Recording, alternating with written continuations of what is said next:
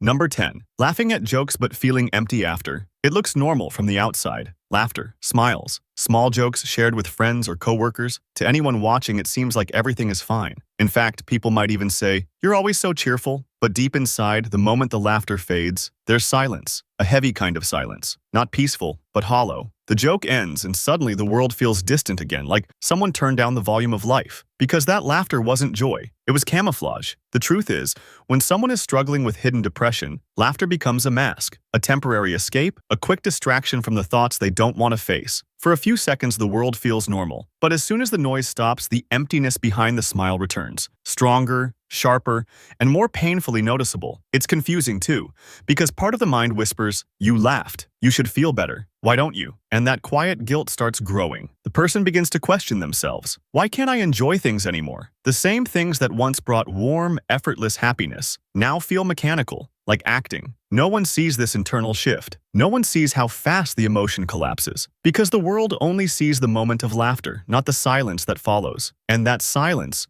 for someone with hidden depression, feels endless, like standing in an empty room, knowing there used to be music, but now there's nothing left. And sometimes the scariest part isn't the sadness, it's the numbness that follows joy, making even happiness feel unfamiliar and painfully temporary. Number 09. Canceling plans with vague excuses. It always starts with good intentions. You say yes to plans, maybe even genuinely excited in that moment. You picture yourself going, talking, laughing, being part of something. But as the day gets closer, something inside grows heavier. The thought of getting ready, leaving the house, facing people, it suddenly feels like climbing a mountain with no strength left. So you search for a reason, something believable, something simple, something that doesn't raise questions. Not feeling well, something came up, maybe another time. Short, safe, unexplained. You don't want to lie, but you don't know how to tell someone, "I just can't handle being around people today." Hidden depression turns normal social interaction into emotional effort. Being around others means performing, smiling, responding, matching energy. And when you're already drained inside, that performance feels impossible. It's not that you don't care about the people you cancel on. In fact, you care too much. And that's why the guilt afterwards hits so hard. Because after the message is sent, the relief is temporary. A calm sigh,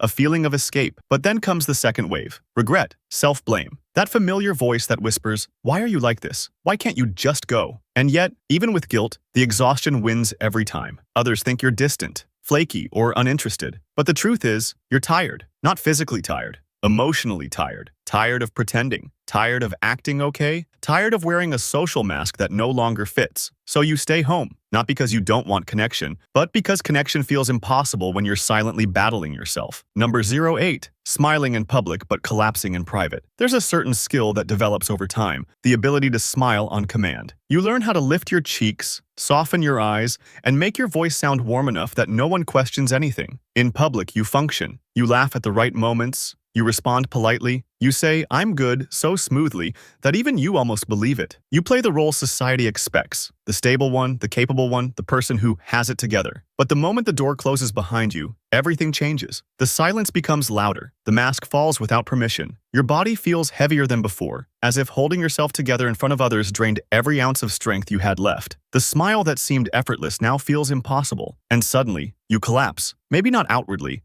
but emotionally. The weight you ignored all day returns with sharp precision. Hidden depression often works like this, functioning externally while falling apart internally. You appear fine because vulnerability feels unsafe. You don't want pity. You don't want questions. You don't want to explain feelings you barely understand yourself. So you contain everything until you're alone. Because loneliness feels easier than being misunderstood. And in private, the emotions you suppressed demand space. Sometimes as tears, sometimes as numbness, sometimes as exhaustion so deep you can't move. It isn't weakness, it's survival. Because sometimes the world only gives you two choices: break where others can see, or break where no one does. Number 07. Saying "I'm tired" instead of explaining. There's a reason the phrase "I'm tired" becomes the universal answer. It's simple. It's accepted. No one questions it. Because if you said what you really felt, "I'm overwhelmed," "I'm hurting," "I don't feel like myself," or "I'm drowning inside my own thoughts," the world wouldn't know how to respond. So instead, you choose the safer version. You choose a sentence that hides the chaos in a way people understand. Fatigue. But this tiredness isn't just physical.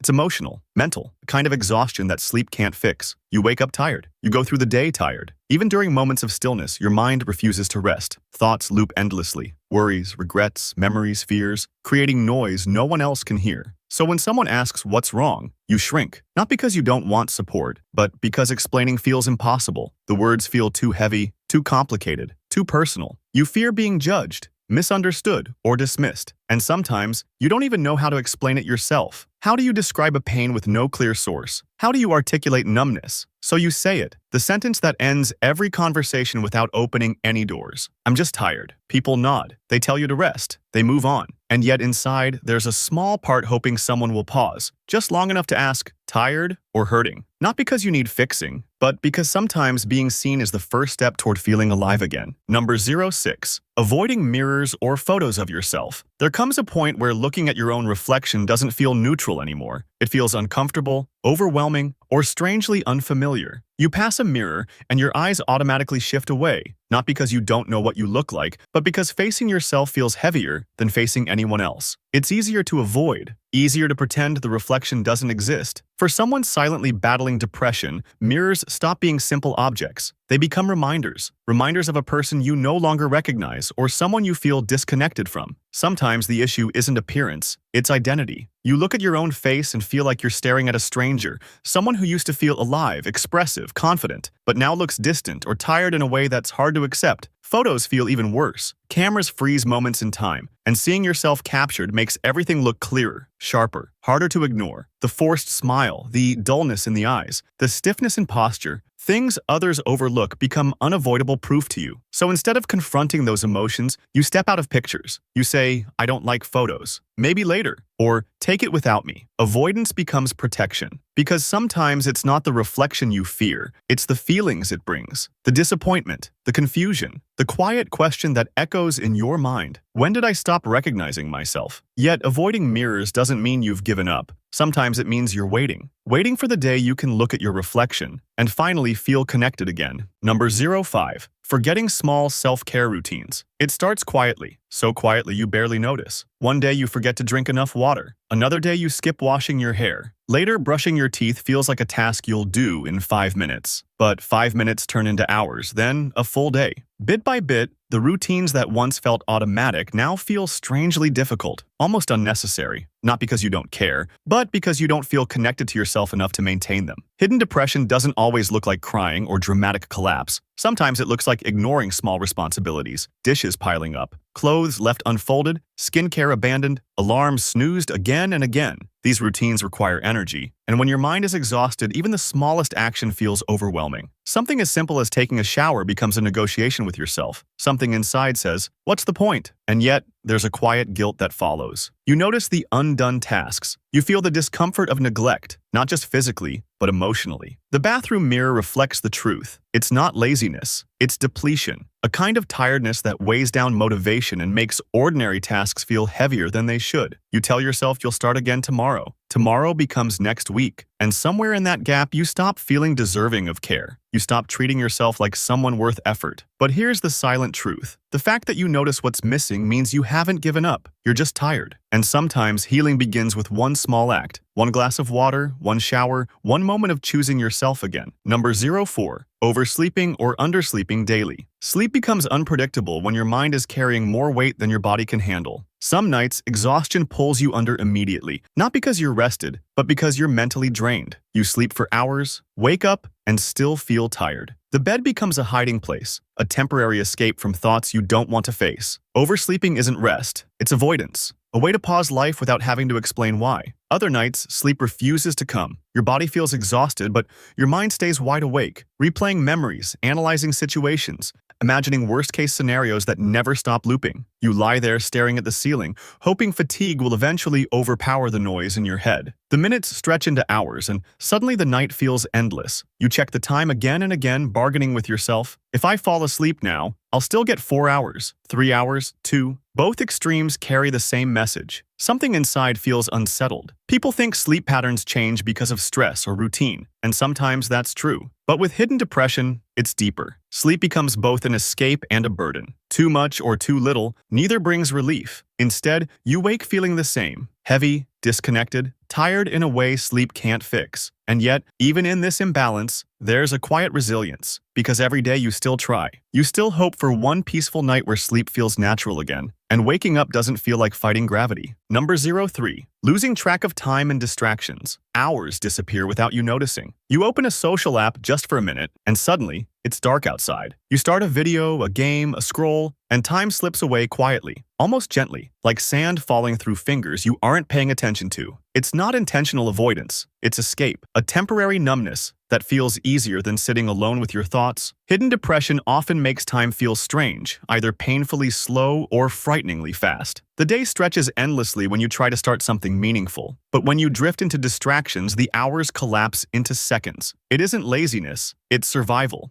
Distractions give your mind a break from the noise, the pressure, the emotions you aren't ready to face. You tell yourself, just one more video, one more scroll, one more minute. But minutes turn into chunks of the day you can't get back. And afterward, there's a quiet ache, a mix of guilt and confusion. How did the day disappear while I did nothing? You replay what you could have done, what you should have done. But depression steals motivation, not awareness. Time doesn't feel real when you're disconnected from yourself. Morning and night blend. Days repeat, weeks blur. You lose track of not just time, but life. But here's the part most people don't see. Distractions aren't the problem. They're the symptom, a sign that your mind is tired, heavy, overwhelmed. And recognizing that even quietly, even painfully, means you're closer to healing than you realize. Number 02. Overeating or undereating without reason. Food becomes more than food when your emotions feel heavy. Some days you eat without thinking, snacking, grabbing bites, reaching for comfort even when you're not hungry. The taste doesn't satisfy you, yet you keep eating as if you're trying to fill something deeper than an empty stomach. It's not about craving, it's about distraction. Every bite becomes a moment where your mind goes quiet, even if just for a second. Then there are days when the opposite happens. You look at food and feel nothing. No hunger, no interest, no connection. Eating feels like a chore, something you should do rather than something you want. You skip meals without meaning to.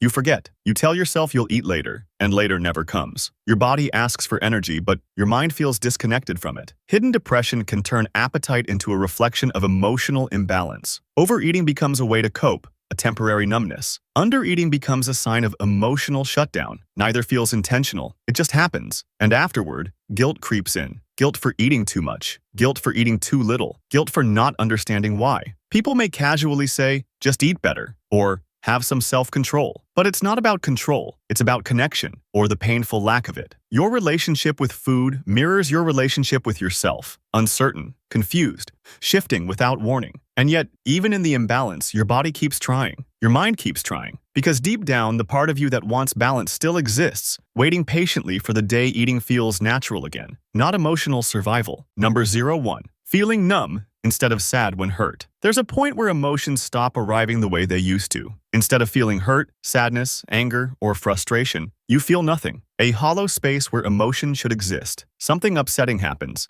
and instead of reacting, your mind just goes silent. No tears, no anger, no release, just emptiness. You know something should hurt, yet the reaction never comes. This numbness confuses you. You start wondering whether you've become cold or heartless, but the truth is the opposite. You're overwhelmed. You felt so much for so long that your mind finally shut the door to protect you. Numbness isn't the absence of emotion, it's emotional overload. Hidden depression often disguises itself as calm. People assume you're strong because you don't break down. They think you're unaffected. They say you're handling things well, but they don't see the emptiness behind your quiet responses. They don't hear the thoughts whispering, "Why can't I feel anything anymore?" And because there are no visible reactions, the pain becomes harder to explain. You can't point to tears or anger. You can't express what doesn't surface, so you stay silent. You pretend it doesn't matter. But deep inside, you wish you could feel something, anything, just to know you're still emotionally alive. Numbness isn't the end. It's a paused state, a protective layer your mind creates when life has asked too much for too long. And one day, when you're ready, even the smallest emotion will return. Not suddenly, not dramatically,